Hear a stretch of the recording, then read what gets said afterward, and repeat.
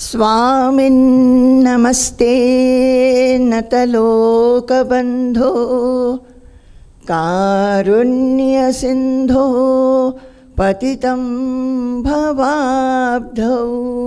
थोड़ा सा और। मामुद्धरात्मीयकटाक्षदृष्ट्या ऋज्व्यातिकारुण्य सुधाभिवृष्ट्या। स्वामिन्नमस्ते स्वामिन्नमस्ते स्वामिन्नमस्ते स्वामिन्नमस्ते। ज्ञानस्वरूपं निजभावयुक्तम् आनन्दमानन्दकरं प्रसन्नं योगीन्द्रमीड्यं भवरोगवैद्यं श्रीमद्गुरुं नित्यमहं नमामि। श्रीमद्गुरुं नित्यमहं नमामि।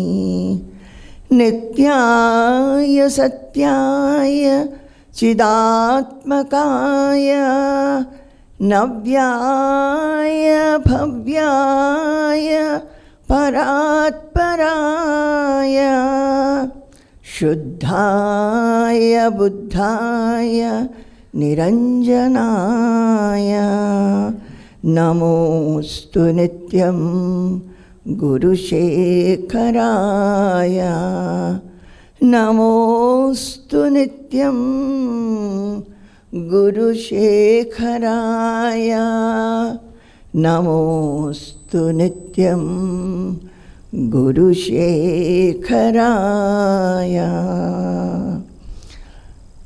जय गुरु जय गुरु। लेक्चर जब शुरू करते हैं ना, एक समस्या मन में आती है कि वो शुरू में ही क्या बोले। हमको लगता है हम ये बार बार बोलना चाहते हैं कि हम जो कुछ भी सुनते हैं उसका एकमात्र एक सत्य यही है जिसको हमें हमेशा याद रखना है कि हम देह नहीं है, हम आत्मा हैं और आत्मा सर्वव्यापी है। अगर हम भगवान सोचते हैं, वही आत्मा, वही जो आत्मा अंतरात्मा है वो हमारे अंदर भी है, बाहर भी है, और अगर इसको ब्रह्मन कहते हैं वो भी सर्वव्यापी है। चाहे हम भगवान बोले, परमात्मा बोले, ब्रह्मन बोले, एक ही है। और यही है कि हमारी जो सृष्टि है वो एक परम एक शक्तिधर है जो जिसको हम जानते भी नहीं हैं, उसी का सृष्टि है। और हमारा पालन भी उसी से होता है, हमारा संहार भी उसी से होता है। हमारा क्या, इस पूरे विश्व का, ये जो विश्व रचना जैसे हम देखते हैं विश्व को, इसमें कितने कुछ हैं, किसने इसको रचना किया, किसकी सृष्टि है, और उसमें हमारा भी एक भाग है, हम भी उसके अंतर्गत हैं। और ये बात हम भूल जाते हैं। जैसे अगर हम चारों तरफ देखें, हम देखते हैं कि रोज़ सूर्य का उदय होता है, अस्त होता है, चंद्रमा की उदय होती है, अस्त होती है, और एक एक ऋतु एक के बाद आती जाती है। ऐसा कभी भी नहीं होता है कि गर्मी के बाद वर्षा ना हो और सर्दी आ जाए, कि सर्दी के बाद फिर गर्मी ना आए। हर एक ऋतु उसका एक छंद है, सुछंद से वो चलाती है वो शक्ति। हर एक ऋतु के जो फूल हैं, फल हैं, वो सारे उसी प्रकार हमको मिलते रहते हैं। ये नहीं है कि जो सीजनल फ्रूट्स हैं, अभी तो आजकल मिलने लगा है, पर यही है कि प्रकृति का नियम जो है वो एक छंद से, एक रिदम से ही चलती है। उसी तरह हम भी, जैसे प्रकृति की सृष्टि है विश्व में, कीट हो, पतंग हो, जानवर हो, जंतु हो, कुछ भी हो, जैसे उनका चालना किसी एक शक्ति से होती है, हमारी भी उसी से, हम अपने आप को सृष्टि नहीं किए हैं। तो ये बात नहीं भूलना है। हम बार बार इसी को कहना चाहते हैं, बार बार इसी से शुरू करना चाहते हैं, बीच में बोलना चाहते हैं, अंत में बोलना चाहते हैं कि ये श्रवण सिर्फ श्रवण नहीं है। श्रवण करके अगर हमको ये बात भूल जाती है कि हम सृष्ट हुए भगवान से, हम भगवान के हैं, कुछ भी चीज़ हमें बिलोंग नहीं करता है, किसी की चीज़ के ऊपर हमारा कोई कंट्रोल नहीं है, वही कराते हैं और उसी तरह हमारा जीवन चलते रहता है। हम लोग बहुत कुछ प्लान करते हैं और प्लान के मुताबिक हमारी जीवन चलती भी है, ये बात नहीं है कि नहीं चलती, पर हम लोग जानते हैं हर एक प्लान के समय हमारे में कितनी भय होती है, कितनी उत्कंठा होती है कि होगा कि नहीं होगा, होगा कि नहीं होगा। तो ये बात हम भूल जाते हैं कि एक कोई नियंता कोई है, विश्व नियंता जो हैं वो हमारे भी नियंता हैं। इस बात को कभी ना भूलें। अपने चिंताओं में, अपने थॉट्स में, अपने जो वचन में हम जब व्यवहार करते हैं उस समय, अपने कर्मों में, अपना जो व्यवहारिक जीवन है लोगों के साथ मिलना जुलना, उसमें ये कभी ना भूलें कि हम भगवान के साथ युक्त हैं।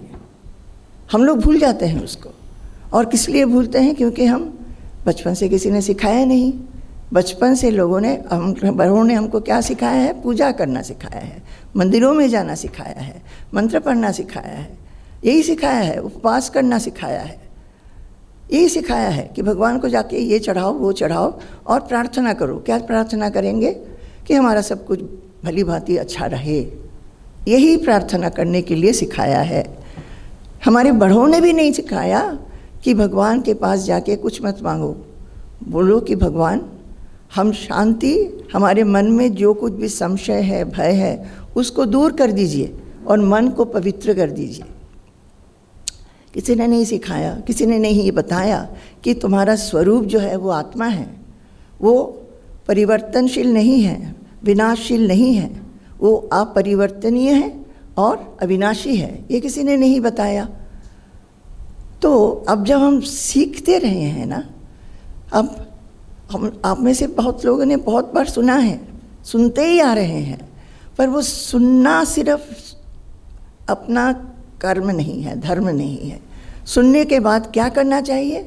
उसको मनन करना चाहिए और उसको अपने जीवन के प्रति एक क्षण में लागू करना चाहिए। तो ये जो हम बता रहे हैं, इसको हम इसलिए बोल रहे हैं कि बार बार हमको सुनना चाहिए, बार बार हम बोलना चाहते हैं, इसलिए कि हम भूल जाते हैं। और मनुष्य की स्वभाव ही ऐसी है, मन की स्वभाव ही ऐसी कि भुला देता है। हम संसार में आ जाते हैं, संसार के चीज़ों में हम खो जाते हैं। संसार के चीज़ों में रहते हुए भी अगर हम याद करें कि ये संसार किसकी है? भगवान की है।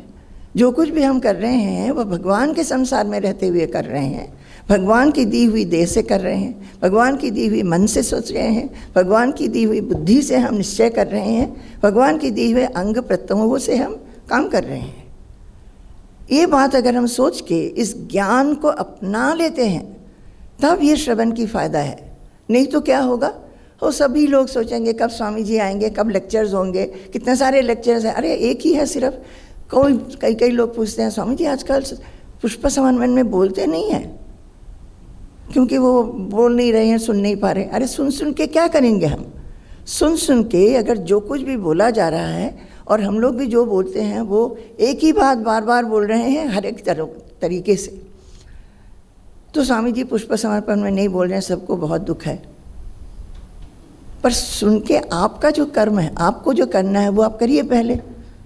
आप जानते हैं एक, शायद हमने ये बोला है आप लोगों को पहले कि स्वामी जी हमारे आश्रम में ना पहले मॉर्निंग क्लासेस जब हम लोग आश्रम में ज्वाइन किए कई सालों के बाद, स्वामी जी से बोले स्वामी जी एक रात का तो सत्संग होता ही है, पर एक सुबह सुबह अगर आप हमको उपनिषद पढ़ाएंगे तो बहुत अच्छा लगेगा।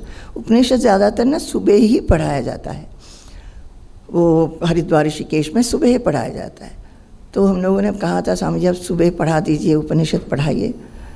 तो स्वामी जी फिर मान गए, क्योंकि सुबह स्वामी जी भी पहले बहुत ज़्यादा एक्टिव रहते थे आश्रम के बहुत कामों में, और आश्रम का एक अर्थ है वो ऑलवेज ग्रोइंग, हमेशा कुछ ना कुछ कंस्ट्रक्शन होता ही रहेगा, क्योंकि वो ज़रूरतें बढ़ जाती हैं, लोग ज़्यादा आने लगते हैं, तो उनके लिए प्रबंध करना पड़ता है, या तो गेस्ट हाउस या नहीं तो अन्न क्षेत्र को बढ़ाओ, कुछ करना ही पड़ता है।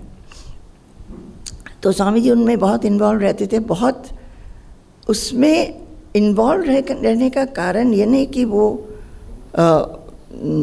एक तो है कि उनको अच्छा लगता है, दूसरा है कि उसमें जो वो मेटिकुलस हैं, परफेक्शन जो वो देखना चाहते हैं, उसमें उनको बहुत तृप्ति मिलती है। एक बार हमने बोला स्वामी जी को, हम एक घटना से दूसरे में चले गए, हम अब याद रखना पड़ेगा कि किससे शुरू किया था। एक बार क्या हुआ, हम जब गए थे आश्रम में आए, तो आश्रम में कोई बगान ही नहीं था, कोई गार्डन ही नहीं था, फूल वूल कुछ नहीं था। तो हमें तो बहुत शौक़ था फूलों का, तो हमने शुरू किया छोटे से एक जगह में, और कोई हेल्पर नहीं था। अभी तो आश्रम जो आते हैं देखते होंगे कितने सारे लोग काम करते हैं, उस समय 1-2 ही काम करते थे। और कोकोनट गार्डन के लिए आदमी थे, क्योंकि coconut garden is something very very a treasure in Kerala. तो वहाँ पे लोग काम करते थे, और वैसे फूल का कुछ नहीं था। हमने जब शुरू किया तो तब हम भी एज हमारा कम था, शरीर में शक्ति थी, बैंड भी हो पाते थे, कुछ भी कर सकते थे। वहाँ की ज़मीन जो है ना, वो मिट्टी जो है बहुत, क्या बोलते हैं, इज़ वेरी स्टिकी, क्या बोलते हैं उसको, हाँ, चिपचिपा। तो उसमें रेत डालना पड़ता है। तो रेत कहीं पे जहाँ पे कंस्ट्रक्शन हो रहा है वहाँ पे है, वहाँ से रेत उठा के लाओ, ज़मीन खोदना भी पड़ता था खुद ही, फिर उसमें रेत लगाओ, उसको थोड़ा ढीला करो, फिर पौधों को लगाओ, फिर उसको पानी दो। तो छोटे से जगह में हमने शुरू किया था। फिर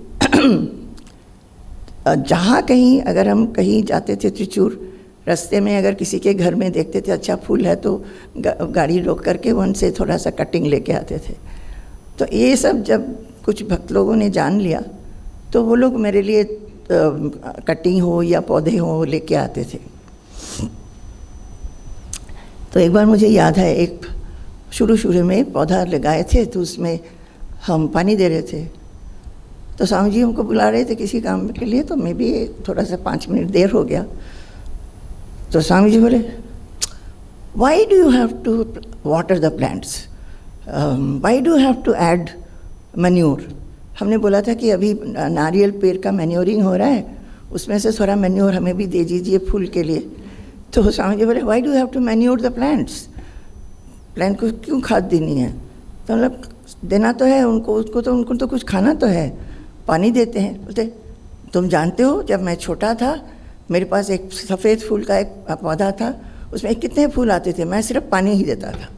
तो ये उनका उत्तर हुआ।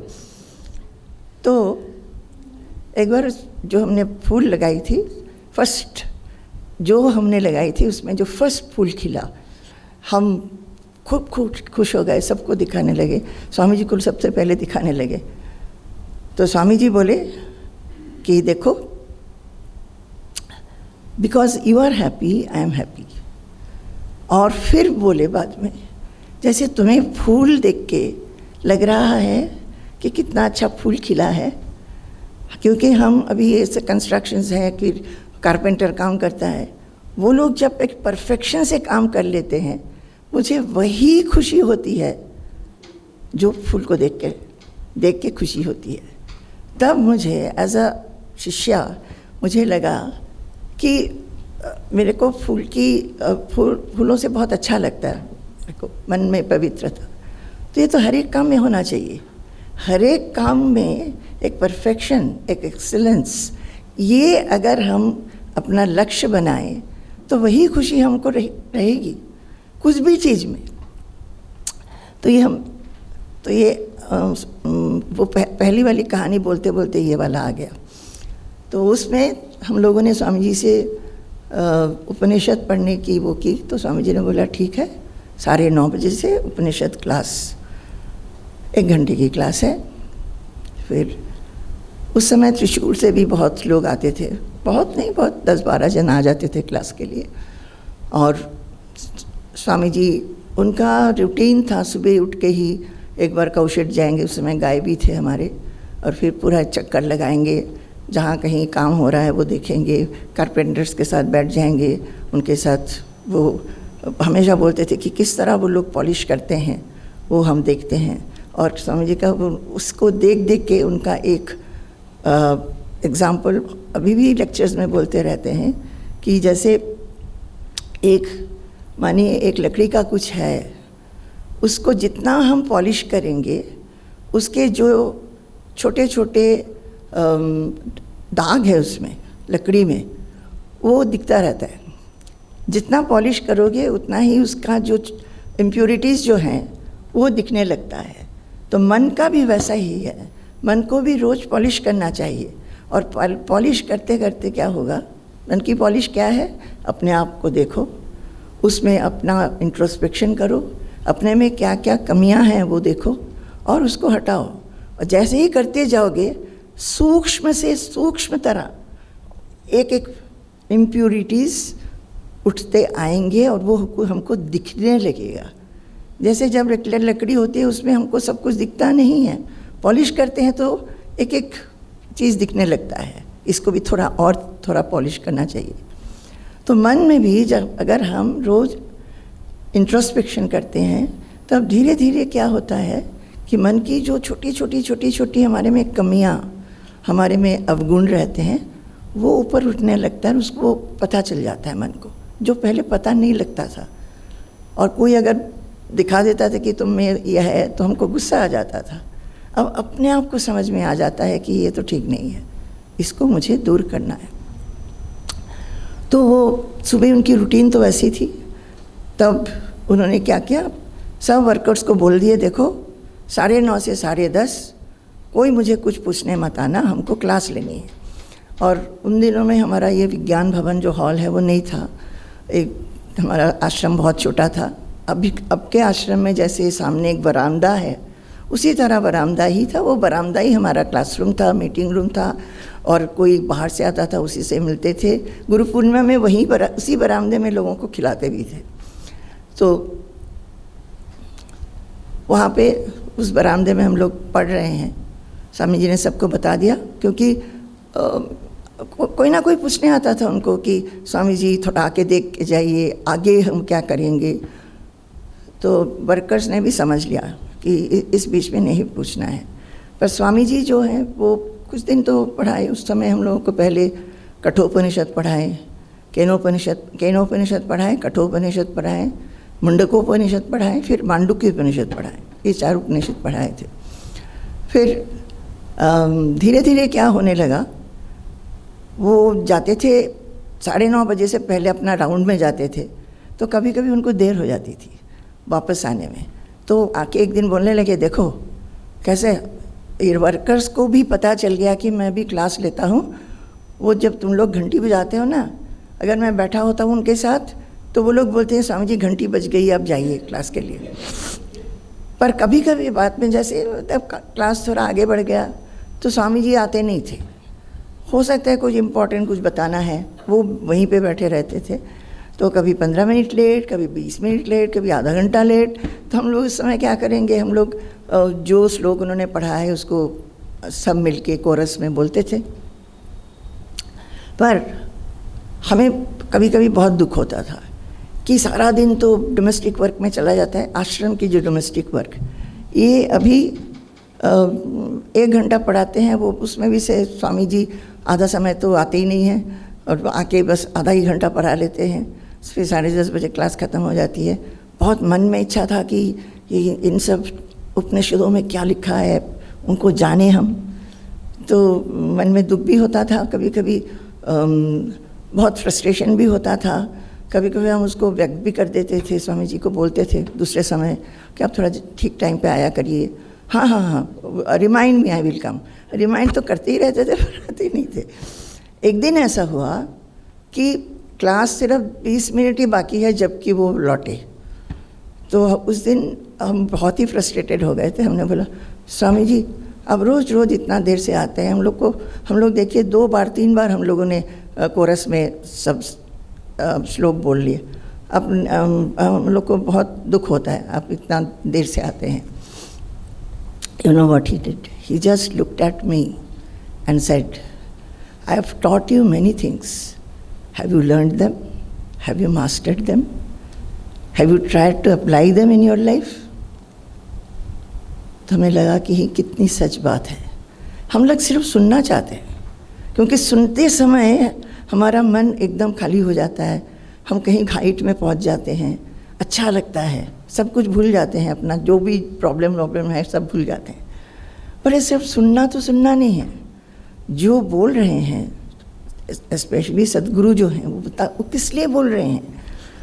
इसलिए बोल रहे हैं कि वो शिष्य को अपने तरह बनाना चाहते हैं। जैसे वो मुक्त हैं, मुक्त होकर विचर रहे हैं, वो चाहते हैं कि शिष्य भी ऐसे हो जाए।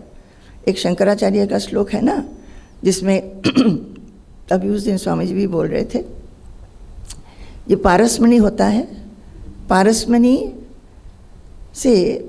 से कुछ भी टच कर दो तो वो गोल्ड बन जाता है ना। पर गुरु और शिष्य का रिलेशनशिप ऐसा नहीं है। गुरु क्या करते हैं? शिष्य को अपने जैसे एक मुक्त पुरुष बनाना चाहते हैं।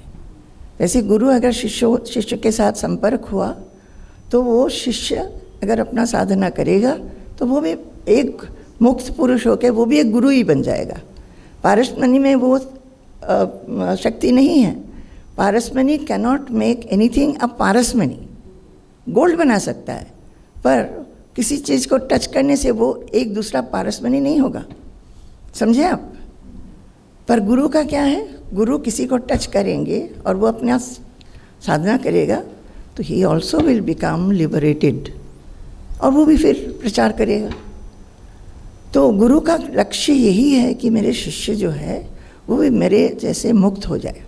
तो इसीलिए वो हमेशा चाहेंगे कि जो कुछ भी बोला जा रहा है उसको वो जीवन में लागू करें, और जो कुछ भी बंधन है, क्या बंधन है? आम तौर लोगों का बंधन अपने परिवार से है, अपने जो प्रॉपर्टी है, परिवार है, अपना जो क्वालिफ़िकेशंस हैं, और उससे भी सूक्ष्म रूप से अपने जो आइडियाज़ हैं, ओपिनियंस हैं, उसके साथ बंधन हो जाता है। वो हम छोड़ नहीं पाते हैं। एक्सपेक्टेशंस जो हैं लोगों से, अपने परिवार से एक्सपेक्टेशंस, अपने कोलीग्स से एक्सपेक्टेशन, नेबर से एक्सपेक्टेशन, उसको हम छोड़ नहीं पाते हैं। इसी बंधन से मुक्त हो जाओ, कुछ भी एक्सपेक्ट ना करो।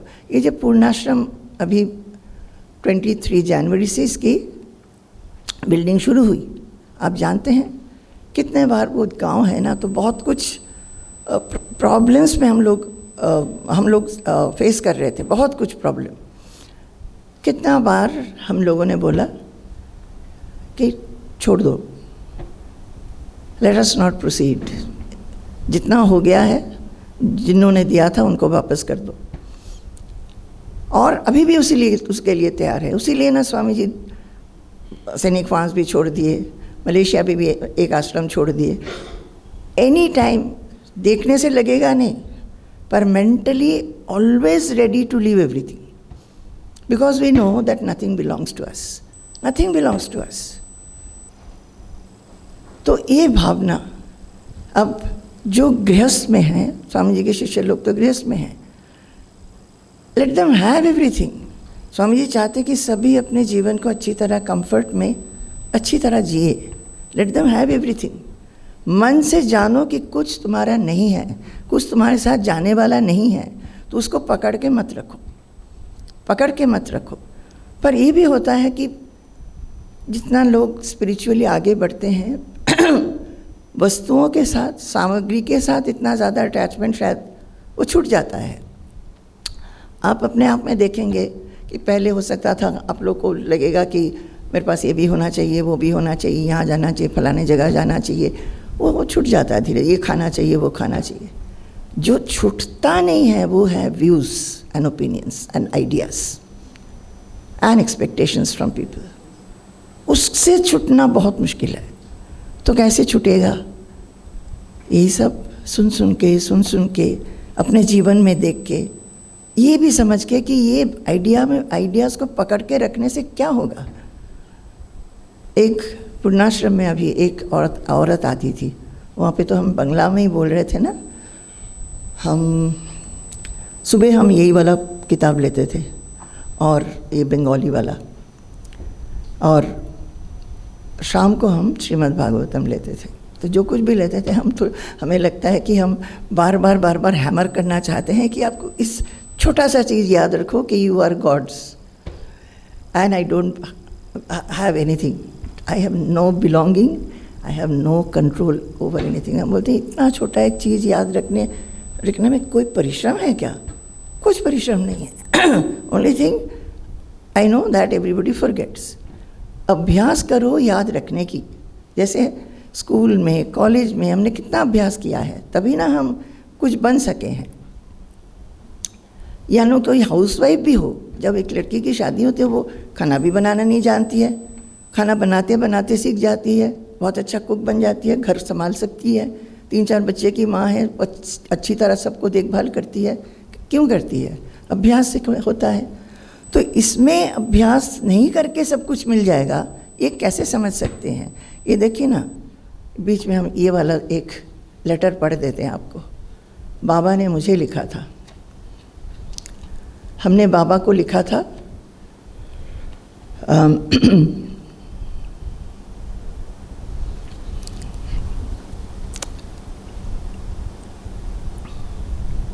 यहाँ से यहाँ चले जाएं।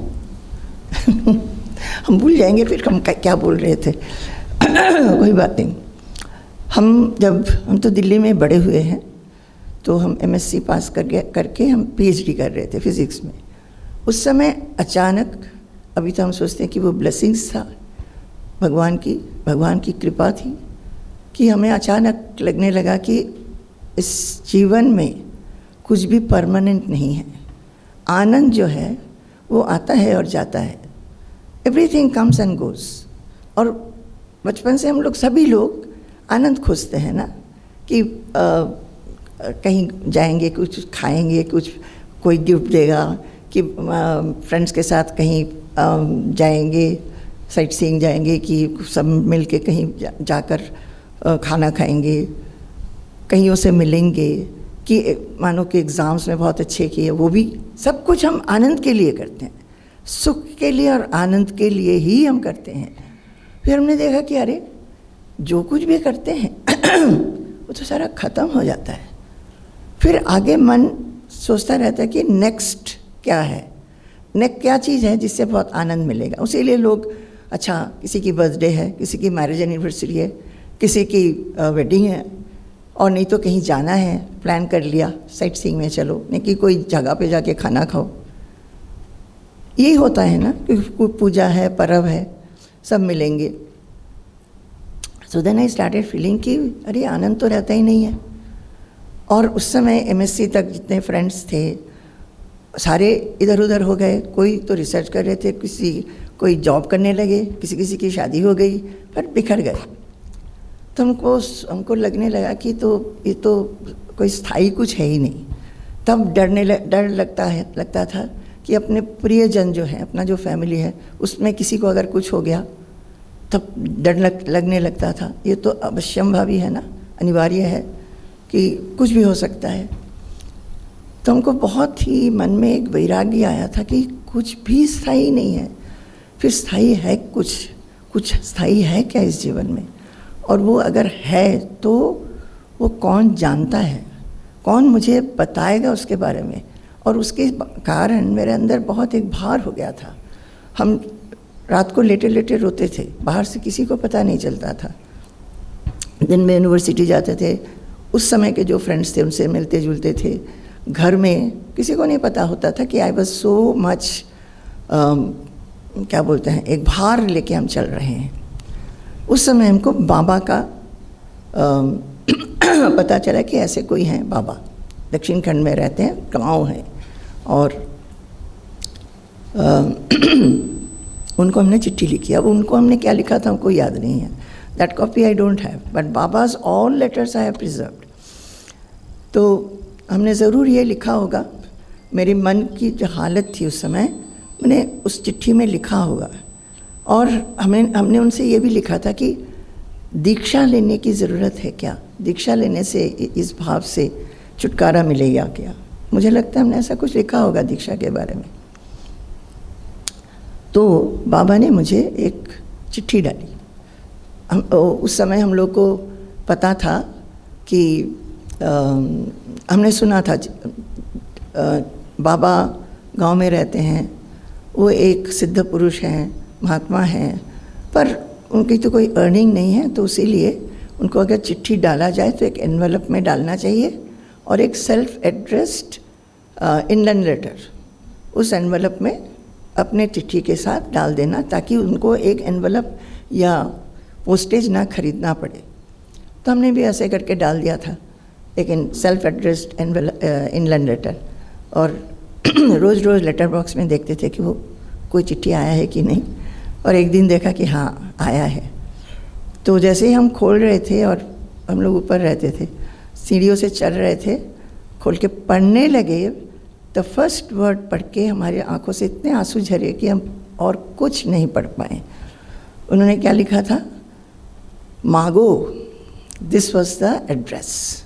मागो बंगाली में ना, जैसे छोटे बच्चों, छोटी लड़कियों को माँ करके बुलाते हैं और छोटे लड़कों को बाबा करके बुलाते हैं। तो उन्होंने मेरा तो नाम था अपने लेटर में, उन्होंने नाम से नहीं लिखा, उन्होंने लिखा मागो। और ये गो वर्ड है बहुत स्वीट, जब हम बहुत करीब किसी को करते हैं तब ये गो वर्ड यूज़ करते हैं। उन्होंने लिखा, इस बुक में ना आप लोग जाके देखना, बाबा का हैंडराइटिंग हमने छापा है, जो एक्चुअल लेटर का हैंडराइटिंग। उन्होंने लिखा, मेरा शिवाशीष ग्रहण करना। स्वामी जी भी अपने चिट्ठी में शिवाशीष लिखते हैं ना। तो चिट्ठी में तुम्हारा जो अभी की जो तुम्हारी स्थिति है वो जान के मैं चिंतित हूँ। मैंने लिखा होगा कि मेरे मन में बहुत भार है, हम रोते हैं, ऐसा करके ज़रूर अपने आप को खोल दिया था उनके पास। फिर उन्होंने लिखा, विषय में दोष दर्शन और वैराग्य सौभाग्य नहीं होने से नहीं होता है। क्या? एक सौभाग्य से ही कोई मनुष्य विषय में दोष देखता है। सब कुछ है हमारे जीवन में, उस समय हम स्टूडेंट थे, सब कुछ था, परिवार भी बहुत अच्छा, कोई प्रॉब्लम नहीं था। फिर भी मुझे लग रहा था कि ये अस्थाई है, ये हर समय चेंज होते जा रहा है, और हम जिस आनंद को खोजते हैं वो आता है और चला जाता है, पर स्थायी नहीं होती है। तो उन्होंने लिखा, विषय में दोष दर्शन। इसलिए देखिए भगवद गीता में लिखा है, जन्म मृत्यु जरा व्याधि दुख दोषानुदर्शनम। रोज देखना चाहिए कि जन्म में, मृत्यु में, जरा में, व्याधि में दुख है, और उसका दोष देखना चाहिए कि इन्हीं चीज़ों के पीछे हम लोग भागते हैं। जैसे एक जो मैरिड कपल हैं, वो चाहते हैं कि एक बच्चा हो जाए। बच्चा होने से बहुत खुशी भी होती है। अभी उस जन्म से खुश तो हो गए, बच्चे को जैसे ही बड़े करते हैं, 5 साल का हो गया तो बच्चा सुनता नहीं है बात, खिलते रहता है, पढ़ता नहीं है। अगर पढ़ता भी है तो अच्छे मार्क्स नहीं लाते हैं। तो उसके साथ ये जन्म के साथ कितना दुख जुड़ गया है, दुख, उत्कंठा, भय, ये जुड़ जाता है सब।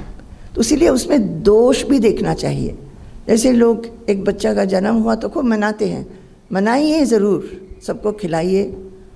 और हम तो कहेंगे कि जिनको रोज़ खाना मिलता है उनको नहीं खिलाना चाहिए, जाके कोई जिनको नहीं मिलता है उनको जाके खिलाना चाहिए। पर सभी लोग बर्थडे पार्टी करेंगे, ये करेंगे, वो करेंगे, जिनको इतना इतना खाना मिलता है उन्हीं को बुला के खिला देते हैं।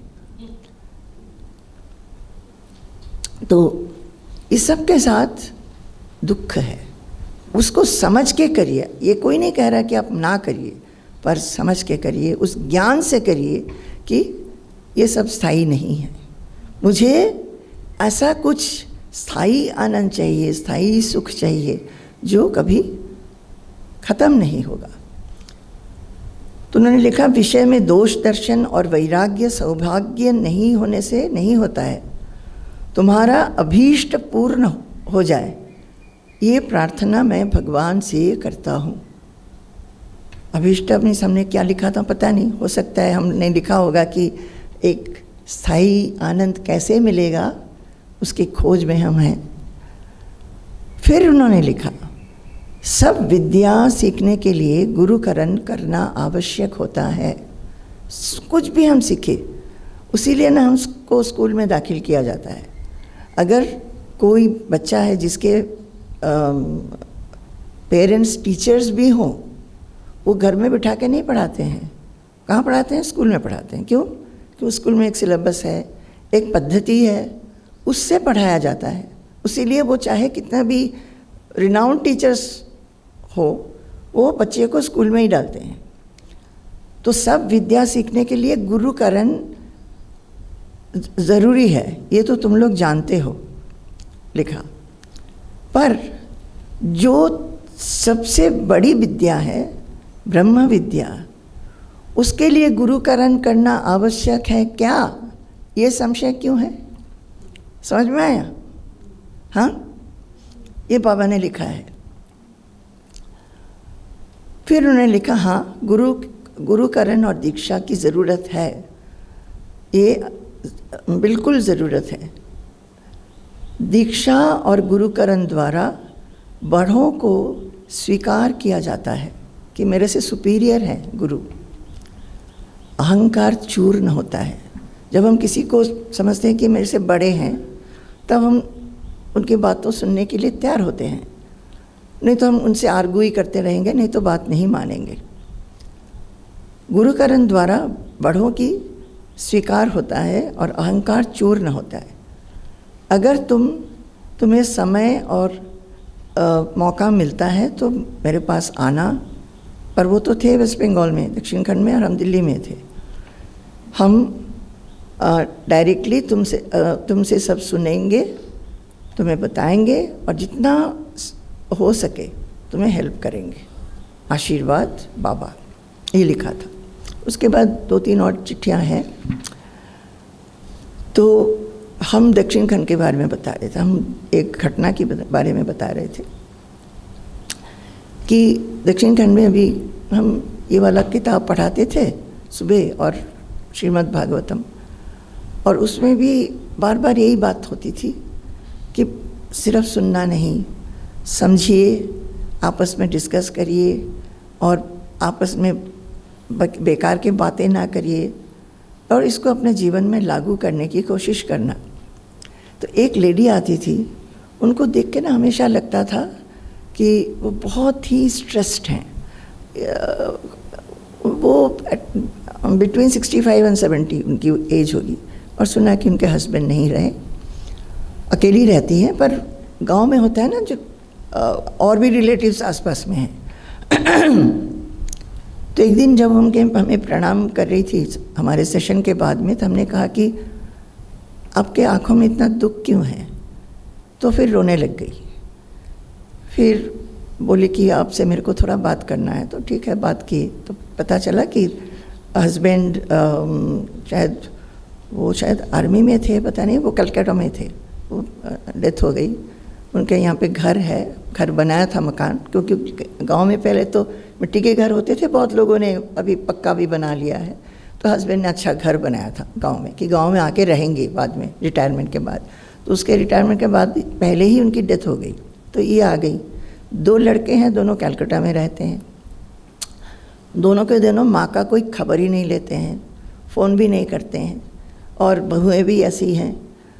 पर वो कहती हैं कि हमारे जो रिलेटिव्स हैं वो मेरा बहुत देखभाल करते हैं, तो मेरे को कोई प्रॉब्लम नहीं है। पर मेरे में दुख ये है कि ये दोनों बच्चे मेरा कोई ख्याल ही नहीं करते हैं, आते भी नहीं हैं, देखभाल भी नहीं करते हैं। हम ये बोल रहे थे, जन्म मृत्यु जरा व्याधि दुख दोषानुदर्शन। जब बच्चों का जन्म होता है तो माँ बाप की कितनी खुशी होती है, पर उन बच्चों से दुख भी मिलती रहती है। तो फिर हमने उनसे कहा कि देखिए, अगर वो लोग अपने जीवन में खुश है क्या? तो बोले कि हाँ, वो उसको खुश है, अपने पत्नी के साथ, बच्चों के साथ वो लोग खुश रहे हैं। फिर आपको क्या है? आप क्यों उस बात को लेके आप दुखी हो रही है कि वो लोग आपको क्यों फ़ोन नहीं करते? आप भी यहीं पे खुश हैं, आपको देखभाल करने की आपके पास पैसे भी हैं और देखभाल भी हो रहा है, सत्संग में भी आ रही हैं, और उनका सोच के आप क्यों दुखी हो रही हैं?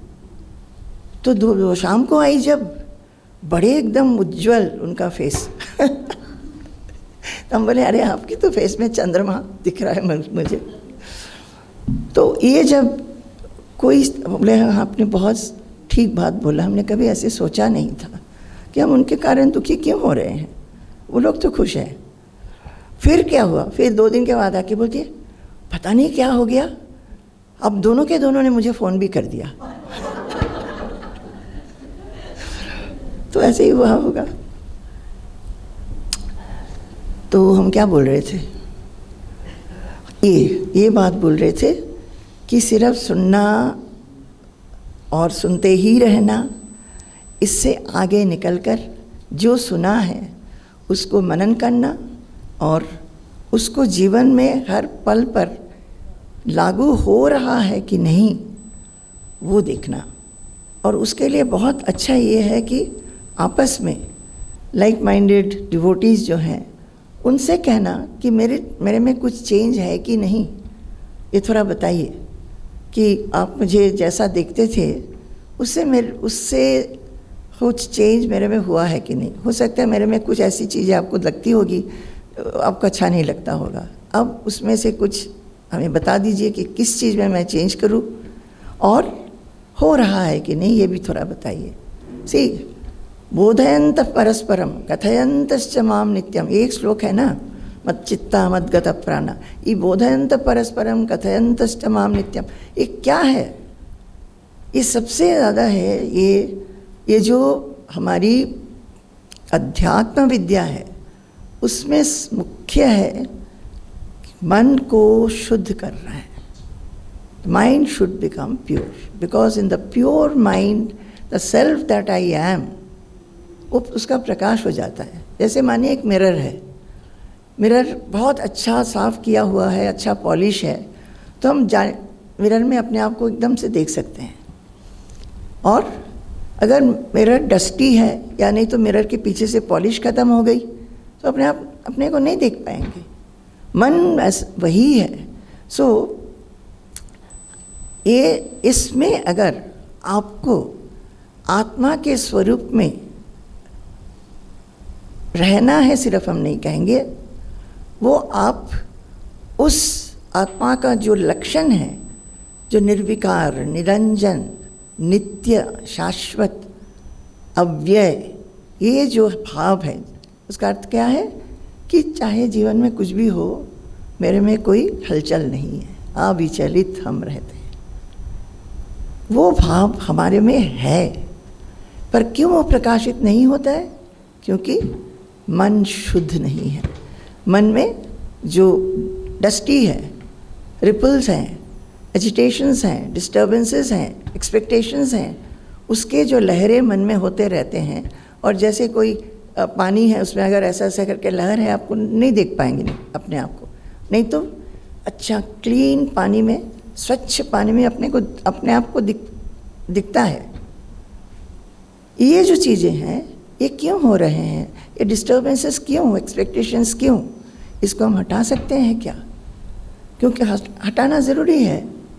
इसके लिए छोटा सा बात कि ये सब कुछ लेके हम कहीं नहीं जाएंगे। अगर हम इन्हीं को पकड़ के रखेंगे तो जीवन में हम असुखी ही रहेंगे। और अगर हम इसको धीरे धीरे छोड़ने का कोशिश करेंगे, जितना जितना छोड़ेंगे अपने आप को मुक्त लगेगा कि हम मुक्त हो रहे हैं, किसी चीज़ की परवाह नहीं। ये बात ये नहीं है कि अपना ड्यूटी और रिस्पॉन्सिबिलिटी आप ना निभाओ, नहीं, वो बहुत ज़रूरी है। हमने बताया ना, excellence and meticulously doing things well, ये ज़रूरी है अपने जीवन में, क्योंकि आत्मा का लक्षण भी वही है। आत्मा इज़ प्योर, आत्मा इज़ परफेक्ट। तो हम अगर अपना आत्मा को जानना चाहते हैं, we should be perfect, we should not have any laziness, we should not give this reason कि वो बोला है कि आत्मा तो निरंजन है, अव्यय है, वो कुछ नहीं है, हमारे में कुछ नहीं होता है, तो हम क्यों करें कुछ काम, सब कुछ भगवान करा रहे हैं तो हम क्यों कुछ करें, बैठे रहेंगे। ऐसे लोग भी होते हैं जो बिल्कुल भगवान के भरोसे पे रहते हैं, पर हम लोग थोड़ी ऐसे हैं। हम लोग को जब खाना है तब हम लोग एक तो अर्न करते हैं, फिर भूख लगी है तो बाज़ार जाते हैं, कुछ लाते हैं, खाना पकाते हैं, उतना सब कुछ कर लेते हैं, खाना भी खा लेते हैं। पर साधना के समय हम बोलते हैं कि भगवान आपकी आशीर्वाद है तभी होगा। क्यों? अगर आपकी आशीर्वाद से ही सब कुछ हो रहा है, हो तो रहा है, पर आप ऐसा डिस्टिंक्शन क्यों करते हैं? खाने पीने कपड़े खरीदने में भगवान के ऊपर भरोसा नहीं, अपने आप ही चले जाते हैं, और साधना करने में आपका आशीर्वाद है तो होगा। ये तो अपने आप को वंचना करना हुआ ना। हमें आज कई बारी बहुत हंसी आती है, लोग जब स्वामी जी को प्रणाम करते हैं, स्वामी जी थोड़ा ब्लेस कर दीजिए। अरे स्वामी जी की ब्लेसिंग की कुछ कमी है? रोज रोज रोज रोज ब्लेसिंग पूछते हैं। एक लड़की थी जमशेदपुर में, वो दिन में 10 बार प्रणाम करती थी, क्योंकि जमशेदपुर में हम लोग फरवरी में जाते थे, अभी तक जाते रहे, अब लास्ट टाइम ही नवंबर में गए। अच्छा, तो उस समय वहाँ पे एग्ज़ाम्स होते हैं, तो वो छोटी लड़की थी, वो करीब 8th-9th में पढ़ती थी, दिन में 10 बार प्रणाम करेंगी, क्योंकि एग्ज़ाम्स चल रहे होते थे। तो उसको लगता था कि जितना बार प्रणाम करेंगे स्वामी जी की ब्लेसिंग्स उतने बार मिल जाएंगी। वही होता है, अपने आप को किस तरह हम लोग वंचना करते हैं। जैसे एक कपल हैं, बहुत सालों से वो उस लड़के को तो हमने छोटा देखा है, फिर उसकी शादी भी हुई, उसके बच्चे भी हुए, बच्चे भी बड़े भी होंगे, उनके भी बच्चे हो गए। तो जब उसकी बेटी की शादी नहीं हुई थी, हमेशा बोलती रहती थी स्वामी जी को 2-3 साल से कि बेटी की शादी नहीं हो रही, बेटी की शादी नहीं हुई, हम बहुत चिंतित हैं, बहुत चिंतित हैं, स्वामी जी ब्लेसिंग्स दे दीजिए। अरे हर साल ब्लेसिंग्स लेना होगा क्या? मेरे मन में लगता था कि ये कितने बुद्धू लोग हैं, हर साल ब्लेसिंग की ज़रूरत क्या है? स्वामी जी का ब्लेसिंग्स हैं, इतना होना चाहिए कि हाँ ठीक है, स्वामी जी की ब्लेसिंग से अगर शादी होगी तो होगी, अगर नहीं भी हो सकता है, कितने लोगों का होता नहीं है, ऐसा संयोग ही नहीं होता है। तो चलो कोई बात नहीं, वो गुरु के पास आते हैं ब्लेसिंग्स लेने। तो एक बार हमने उससे कहा, वो भी थे, हम भी थे, हम बोले स्वामी जी, हमको कभी कभी बहुत आश्चर्य लगता है कि जो इतने सालों से आपको सुनते आ रहे हैं, आपके करीब हैं, उनको तो ये लगना चाहिए कि स्वामी जी इस कारण हम बहुत अशांत हैं, मुझे ऐसा कुछ बोलिए साधना ताकि मेरे मन से अशांति चली जाए, है कि नहीं? अशांति चली जाए। और वो अशांति जाने से, अभी तो लड़की की शादी के कारण अशांति है, मानो स्वामी जी के ब्लेसिंग से शादी हो गई, तब अशांति क्या होगी? अब जो हो रही है, बच्चे नहीं हो रहे उसके, स्वामी जी ब्लेसिंग्स दे दीजिए बच्चा हो जाए, स्वामी जी ब्लेसिंग्स दे दीजिए बच्चा हो जाए हर साल। तो जाना क्या चाहिए मन से? अशांति जानी चाहिए। तो एक साधक को, एक शिष्य को हम बोल रहे हैं, जो सुन रहे हैं, अगर आप सचमुच में अपने मन में एक आनंद, एक नित्य युक्तता ला सकते हैं, लाना चाहते हैं, तो ये प्रेयर करना चाहिए कि जिस कारण से मेरा मन एजिटेटेड रहता है, उस डिस्टर्बेंस को, उस अशांति को, उस एक्सपेक्टेशंस को किस तरह हम दूर करें, वो हमें बता दीजिए। वो ब्लेसिंग से नहीं होता है, ब्लेसिंग्स तो देते ही रहते हैं, देते ही रहते हैं, पर अपना साधना, वो साधना क्या है? इंट्रोस्पेक्शन। अपने आप में देखो, कहाँ पे तुम अटक रहे हो, क्यों अटक रहे हो, अपने में देखो। और जितना हम वो करेंगे, मन और बुद्धि इतनी सूक्ष्म हो जाएगी, अपने आप दिखेगा। पहले तो लोगों को पूछो, कि मेरा मानना ये है, जब भी in my behaviour you see that I am becoming a little narrow minded, I am becoming a little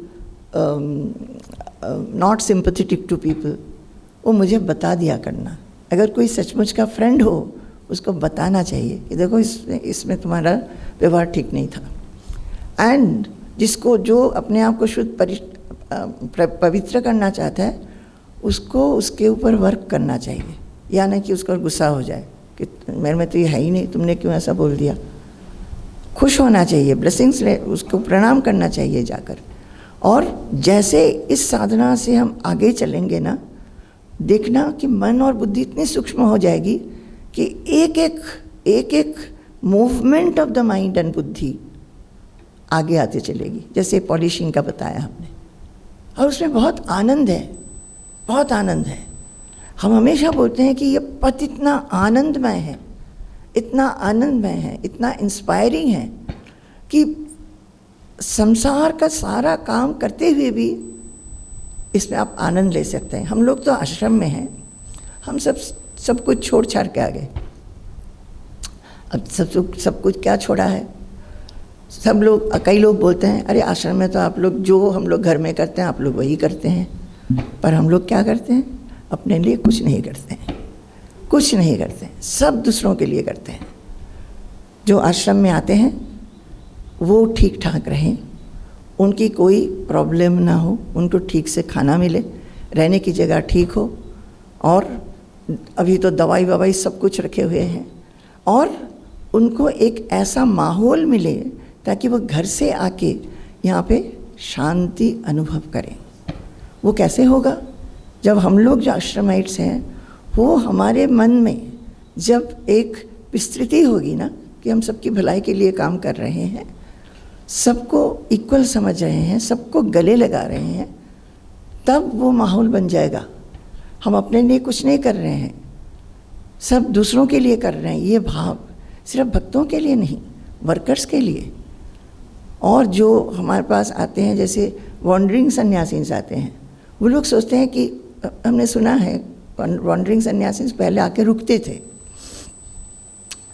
वो लोग ना घूम घूम के बहुत थक जाते हैं, यहाँ से वहाँ, वहाँ से वहाँ।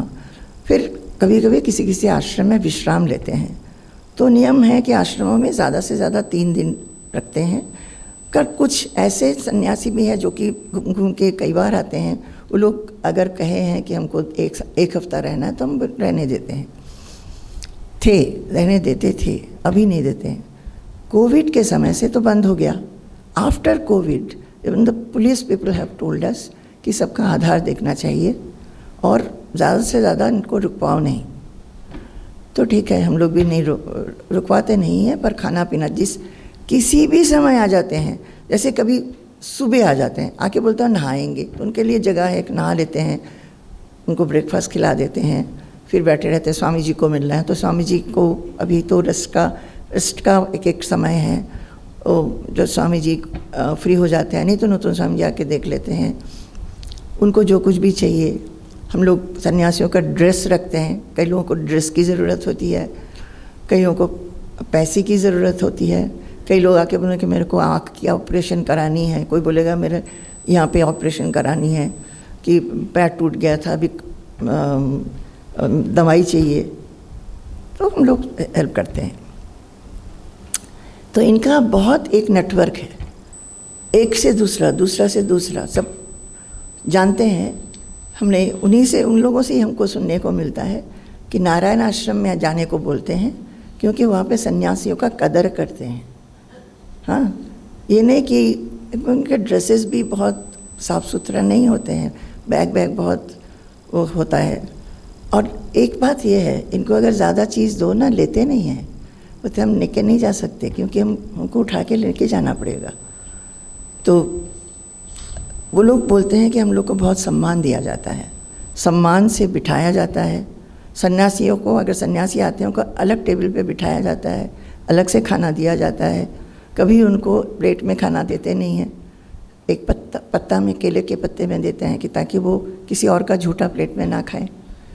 हाँ, तो ये सब हम करते हैं, करने की कोशिश करते हैं। हालांकि आश्रम में हम लोग बहुत ही कम लोग हैं। हम 3 सन्यासी हैं और 6 ब्रह्मचारिणी हैं। उनका भी एज हो रहा है। Still we are able to do this, और करते आ रहे हैं। तो जो कुछ भी हम कर रहे हैं वो सब लोगों के लिए। तो ये भाव अपने गृहस्थी में रहकर भी हम लोग कर सकते हैं। टाइम दिखा रहे हो तो तुम 10 मिनट देरी से शुरू किया है तुमने। अच्छा ठीक है, हम बंद करते हैं। पर एक हम बताते हैं, आज ना केरला में विशु है।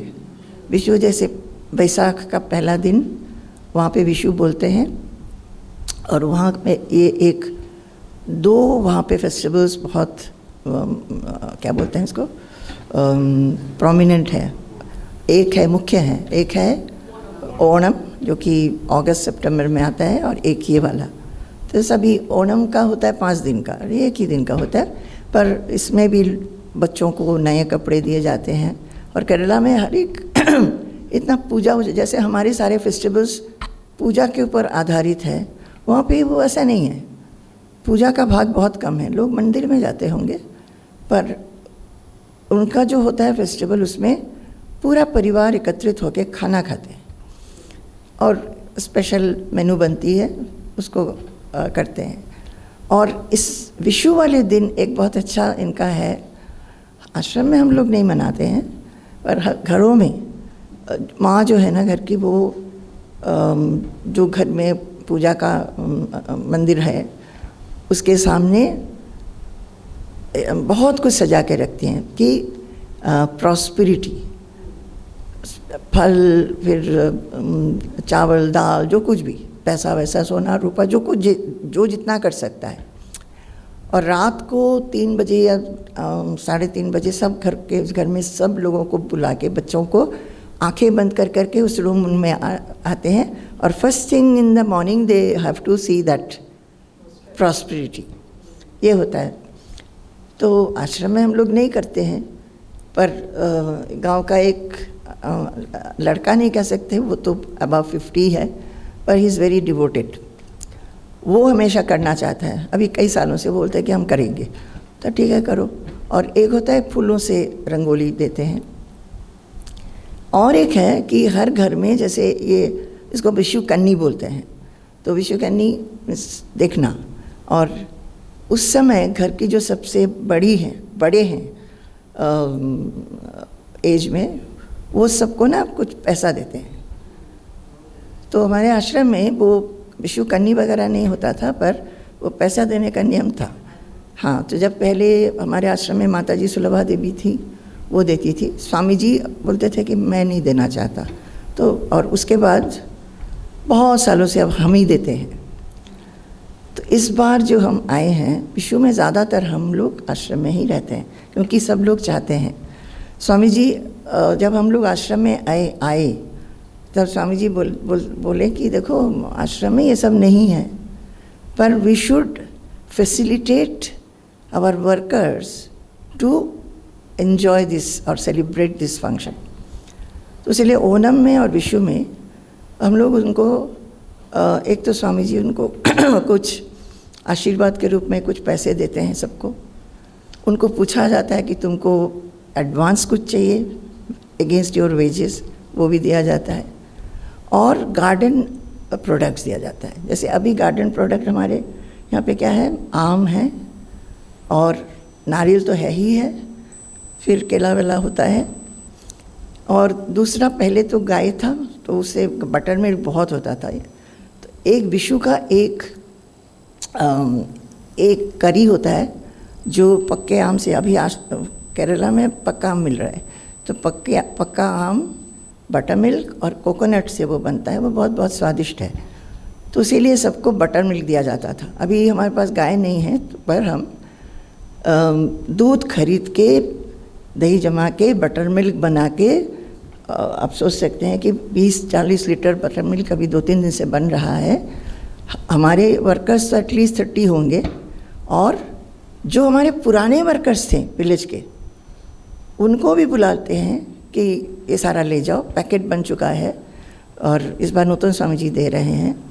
और वही बटर मिल्क के लिए डब्बे, अभी हम लोग भी थोड़ा मॉडर्न हो गए हैं। पहले जब रिसोर्सेज नहीं थे तब वही लोग कुछ ना कुछ बोतल लाते थे, इतना छोटा मुंह वाला बोतल में कैसे डालेंगे, इधर उधर गिर जाता था, फिर उसको साफ़ करना एक बड़ा मुश्किल होता था, ये सब होता था।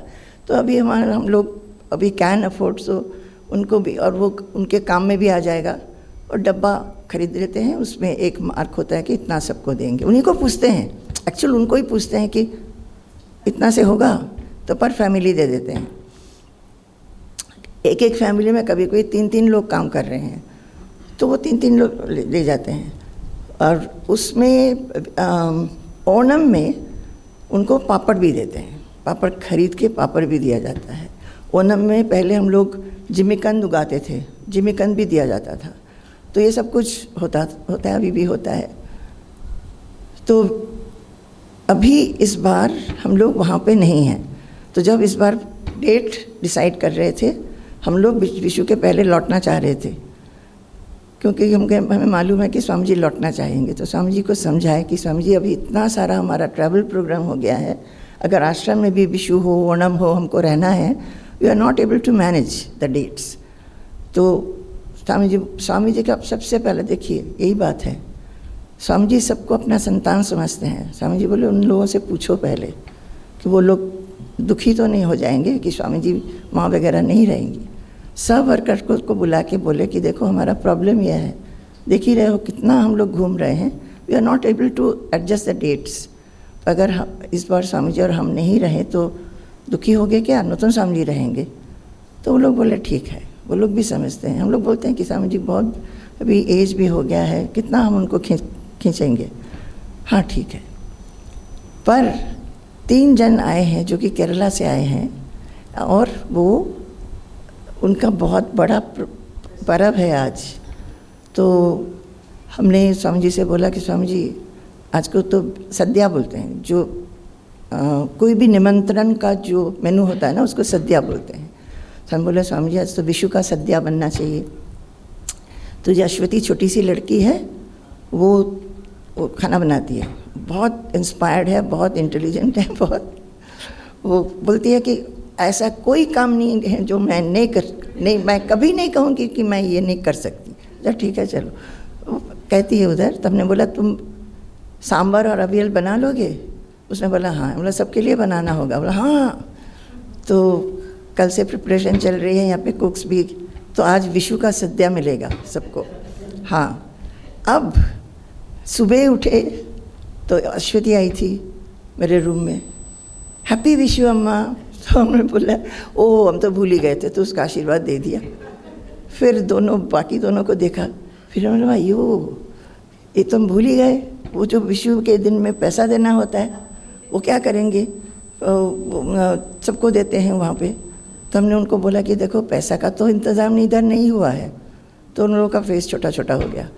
बोलते हैं कि आप जो भी देती है ना हम उसको रखते हैं, उसको खर्चा नहीं करते हैं, इतने सालों से जो आप देती हैं वो रखा हुआ है। फिर स्वामी जी प्रेम जी को बताए कि कैन यू अरेंज। हमने स्वामी जी से बोला कि अब क्या करेंगे। स्वामी जी बोले कि हाँ, स्वामी जी बोले दे दो। आई हैव नो मनी, मेरे पास तो पैसे होते ही नहीं हैं। सचमुच में हम बताएं, अभी जो नोट्स बदल गए हैं ना, जब हम पैसा हैंडल करते थे और अभी बहुत सालों से हम पैसा हैंडल ही नहीं करते हैं। मेरे साथ कोई ना कोई होता है। I don't even know what the notes look like. तो चलो फिर प्रेम जी को बताया गया और उन्होंने वो अरेंज भी कर दिया। तो सबको आज विशु कई नेटम मिलेगा आप लोगों को। ठीक है। संपूर्णं जगदेव नंदनवनं सर्वेऽपि कल्पद्रुमाः गांगं वारि समस्तवारि निवहाः पुण्याः समस्ताः क्रियाः वाचः प्राकृतसंस्कृता श्रुतिशिरो वाराणसी मेदिनी सर्वावस्थितिरस्य वस्तु विषया दृष्टि परब्रह्मणि सर्वावस्थितिरस्य वस्तु विषया दृष्टि परब्रह्मणि। जय गुरु, जय गुरु।